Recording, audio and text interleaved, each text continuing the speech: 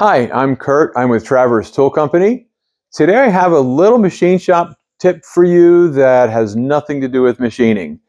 So I live in a warm climate. I love keeping my door open to my shop. My shop is actually in my basement, and I can keep the door open most of the year. Problem with that is that every once in a while a bird will fly in, and I don't like putting a screen up in front of it. I just like it being open. So how do you keep the birds out?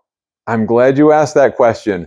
I have a friendly little rubber snake right there on the floor.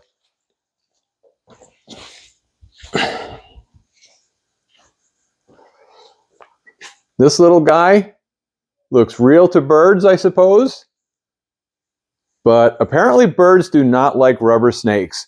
So it keeps them out of the shop. And by the way, I also use the same snake on my motorcycle when I park it at work. There are some birds there that love to use my bike as their personal bathroom. So it keeps them off the bike too.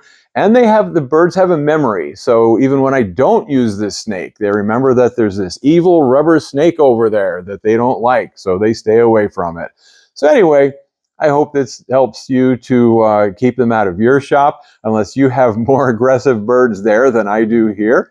But it works for me. So thank you for watching, and I'll see you next time.